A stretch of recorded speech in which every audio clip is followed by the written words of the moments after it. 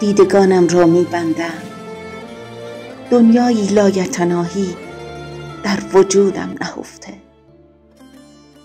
آسمانی بالای سرم، دنیایی در وجودم و بهشتی خیالی زیر پایم.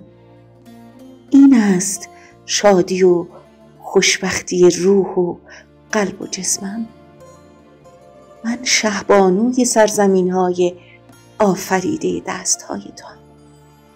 آنگاه که بانو خطابم می‌کنی، گاهی خاتونم می‌خوانی و گاه شهبانو. من شعرم، سراپا غزل وقتی می‌سرایم. من بارانم بخشنده تر و زیباتر از باران وقتی میبارم. آفتابم، سخاوتمندتر و درخشانتر از آفتاب وقتی که میتابم بر تاریکی ها. رنگینتر از رنگین کمانم وقتی پلی میشوم برای خوشبختیت. زیباتر و شورانگیزتر از ماه شب 14 برای عاشق شب زنده دار و گوشنوازتر از موسیقی زیبای آبشارم.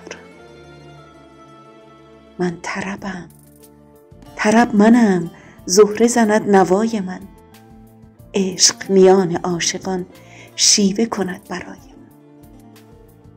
من یک زنم، معشوقه‌ای شورانگیز، همسری دلانگیز و مادری مهر انگیز.